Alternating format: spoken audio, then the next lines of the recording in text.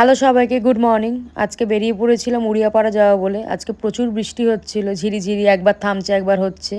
তো অপেক্ষা না করে বেরিয়ে পড়েছিলাম, ভিজেও গেছিলাম, শুধু মাথাটা বাকি ছিল, বাদবাকি পুরো জামা কাপড় সব ভিজে গেছে। তো ইউপি মোটরে আবার গেছিলাম এই 4টে বিয়ারিং কিনবো বলে।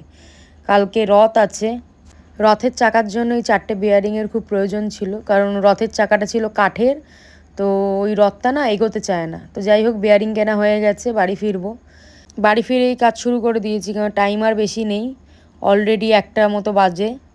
তো এখন যদি না শুরু করি, রথ আর রঙও হবে না, রথ মানে কিছুই হবে না, কালকে রথ টানতেও হবে না।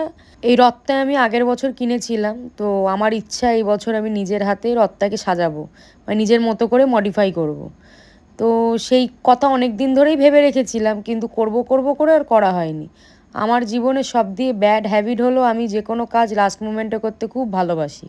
মানে আমি জানি না কেন, আমার ছোটোবেলা থেকেই আমি যে কোনো কাজ লাস্ট মোমেন্টেই করি, কোনো দিন আগে থেকে করে রাখি না বা প্রিপারেশন নিয়ে রাখি না।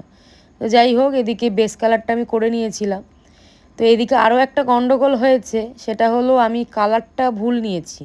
ভুল নিইনি, আমি জানি ফেব্রিক কালার দিয়ে করতে হয়, কিন্তু ওই যে তাড়াহুড়োতে আমি মানে পাইনি আর কি। গড়িয়াহাটে কুমার্সে পাওয়া যায় ফেব্রিক কালার, তো আমাদের কক্সবাজারে আমি পাইনি খুঁজে।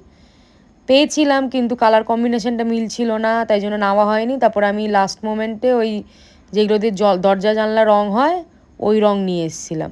ফেব্রিক কালার যেখানে পাওয়া যায় না তা নয়, কিন্তু বড় কৌটো এখানে পাওয়া যায় না আমাদের এখানে, ওটা কুমার্সেই ভালো পাওয়া যায়। তো যাওয়া হয়নি, আনাও হয়নি, তো এই রং দিয়েই করছিলাম। এবার অনেক দিন পর করছি, তো আমার হাতও বসে গেছে, মানে প্রায় 3-4 বছর পর আমি আঁকছি। তো সেইখানে আমার হাতও বসে গেছে, হাতও কাঁপছে, তার মধ্যে রঙটাও ভুল, মানে সব দিকেই গ্যারাকল আর কি।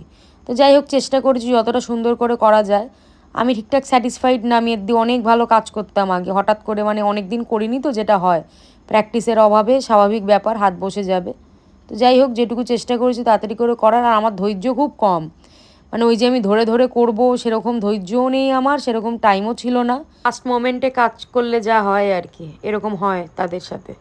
তো যাই হোক, আমি হয়তো রথ একটা নতুন কিনতে পারতাম বা বানাতে পারতাম, কিন্তু এবছর আমার খুব ইচ্ছা ছিল আমি নিজের হাতে রথটা সাজাবো। তাই জন্যই এত কাজের মাঝখানেও এটা করা আর কি। আমি জানি ফিনিশিংটা অত ভালো হয়নি আলপনার, কারণ হাতটা কাঁপছিল, আগেই বলেছি। সবসময় তো আর সব কিছুটা পারফেক্টলি হয় না। তো যাই হোক, পুরো রথের ভিডিওটা রথের পরের দিন তোমরা পাবে, কারণ এই ভিডিওটা দিতে দিতেই রথের দিন হবে, মানে রথের দিন এই ভিডিওটা আপলোড হবে। আমার দিতে দেরি হয়ে যাবে, মানে আমি আগে দিয়ে তো আপলোড করিনি।